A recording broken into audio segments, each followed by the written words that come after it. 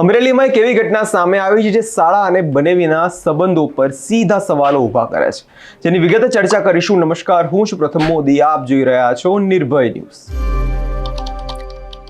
વડિયા તાલુકાના અરજણસુ ગામમાં 5 શાળાઓએ પોતાના જ બનેવી પર કુહાડીથી જીવલેણ હુમલો કર્યો.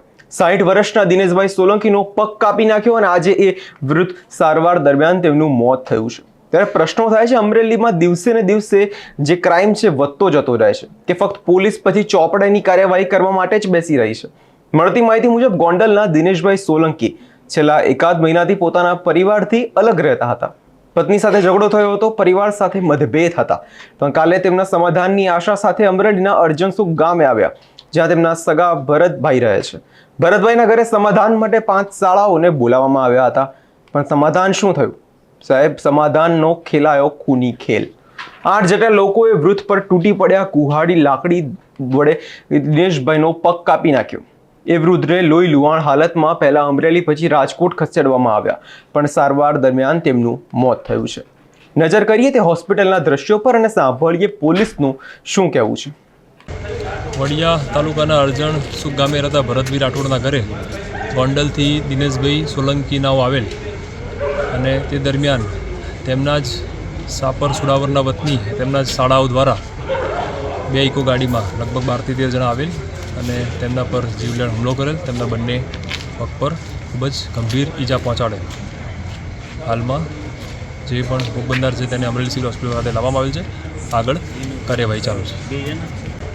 વડિયા તાલુકાના અરજણસુ ગામે રહેતા ભરતભાઈ રાઠોડના ઘરે ગોંડલથી દિનેશભાઈ સોલંકી નાવ આવેલ અને તે દરમિયાન તેમના જ સાપર સુડાવરના વતની તેમના જ શાળાઓ દ્વારા 2 ઇકો ગાડીમાં લગભગ 12 થી 13 જણા આવેલ અને તેમના પર જીવલેણ હુમલો કરેલ. તેમના બંને પગ પર ખૂબ જ ગંભીર ઈજા પહોંચાડેલ.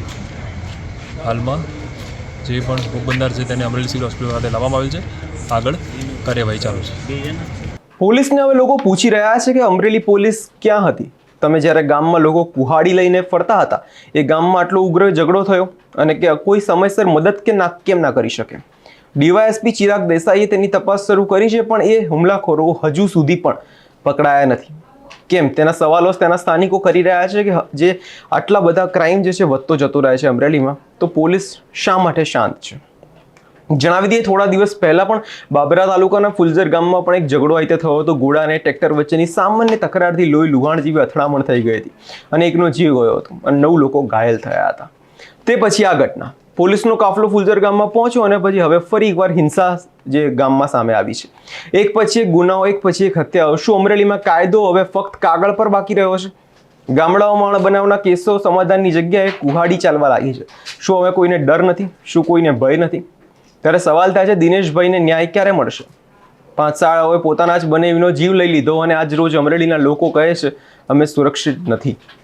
ડીવાયએસપી સાહેબ, આ ફક્ત એક હત્યા નથી, આ સિસ્ટમ પર મોટો પ્રશ્ન ઊભો કરે છે. તમારો શું અભિપ્રાય છે તે કમેન્ટ બોક્સમાં જરૂરથી આપજો અને અમારી ચેનલ નિર્ભય ન્યૂઝને લાઇક, શેર અને સબસ્ક્રાઇબ કરવાનું ભૂલશો નહીં.